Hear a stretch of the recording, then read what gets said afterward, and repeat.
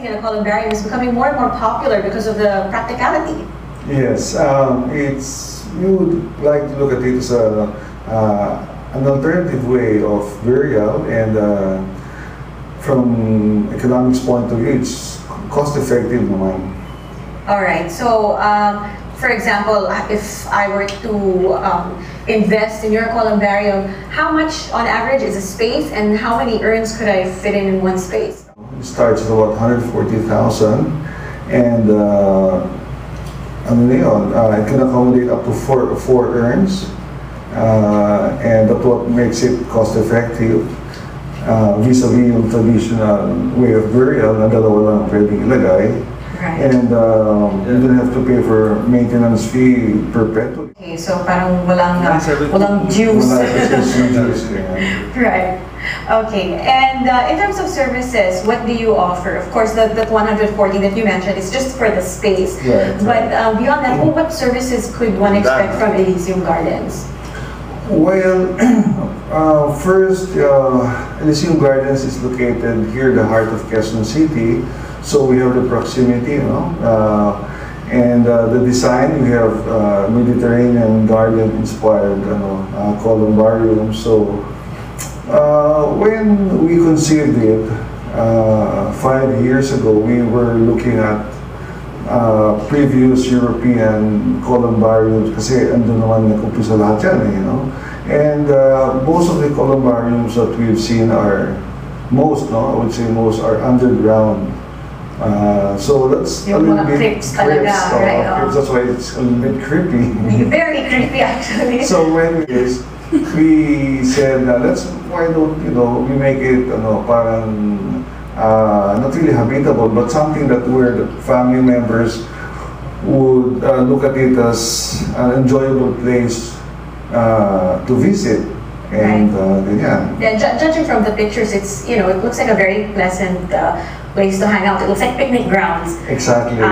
So each November 1, it's not exactly a chore to hang out there because it's a nice, clean, open space where you can spend time with the family. Even I would notice that even grandchildren would invite their parents to go there and visit their grandparents, which is unusual for children to be asking their parents to go to visit the cemetery. But sa atin, medyo pleasant yung experience. That's why you have a positive attitude going there. Walang negative feelings, ganyan. Exactly, very nice area. Complete contrast from your traditional European medieval church crypt or something. Right. And is this true? You guys even have Wi-Fi in your parks? Yeah. So the reason why we have Wi-Fi in the parks, kasi like for example, the family members during anniversaries, and they would some of the family members are out of town or out of the country, and they wanted to participate, So, they can with this, with the internet, they can do this in real time. Ngayon, another thing is that some of them, students or working businessmen, they can do their work there.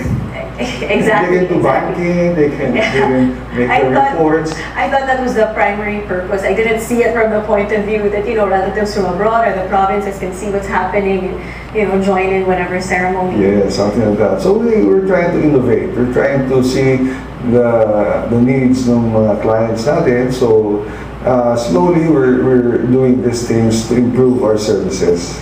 Right. Okay. Now I understand Elysium, at least the one here in Quezon City, you don't have the actual crematorium there, right? No. But you have tie-ups with yeah, we have tie-ups with other crematoriums. So Elysium could be a one-stop shop, and we can coordinate with the family members if they need crematory services, and other memorial services needed. You can actually coordinate that for them. Yes. What about food and catering and the other traditional things that you need for a week? Okay, so we have accredited catering companies. We also have musicians. violinist, sometimes quartet, ganyan. So if family members would like music played during the mass or during ceremonies, we can do that for them as well. So usually kasi family members, we call it emotional buying. Pag somebody passed away in the family, ganyan, medyo tuliro sila. No? So we're there to help them make the best decision. Right, think of things they wouldn't have thought of otherwise. And they just have to think of just entertaining their visitors na lang, ganyan. Right. What about misconceptions when it comes to being cremated and burying your loved ones in a columbarium? Because a lot of, the older people, or, like the really hardcore Catholics, they say you have to be buried body and soul, or something like that, having ashes belongs to another religion or something. How do you reconcile that with Well, the Catholic Church already recognizes cremation since, I think, the 60s, no? But of course, tradition states or culture states that, especially as you mentioned, older generation, gusto nila traditional burial, and there's nothing wrong with that. We're just giving them an alternative way of burial, which is cremation, and it is really, the way to go, literally speaking, because it's hygienic. It's the burden for the family members. It's ganyan, and the fact is they stopped making land, so exactly. Oh, we're a growing population. We are a growing population, and the land is, still the same. So just like some subdivisions before, now we have condominiums, and I think it's slowly picking up. Right. But for you personally, you of course you deal with the business side of it, but you also have to deal with the emotional part of it. You see death every day. Is that more difficult and more taxing for you on top of all your other business concerns? Well, actually, as they say, that everybody dies. But the thing is, we have to make it easier emotionally for the family members. We have funeral coordinators who are trained to help them out emotionally, and with the services that we have, it makes them makes them feel better. And then we look at death as a continuation, another life. So every time they visit, the family members would visit Elysium Gardens after interment, nakikita nila na since life has to go on, and you are in a pleasant place, ganyan, tranquil garden site type setting. So once na nakikita nila na ganyan ang pinupuntahan nila, nawawala yung negative, gumagaan yung feeling nila. So ganyan. So ito, mas mabilis yung recovery period. Right. What about, because I'm looking at the pictures and you have like vaults, right next to each other, and one on top of the other. And of course, there are days like November 1, a lot of people will really be going there to pay their respects. Has it ever become too crowded, or, hey, I'm talking to my dad here, no, I'm talking to my father, because, it's all like centered in one space. Okay.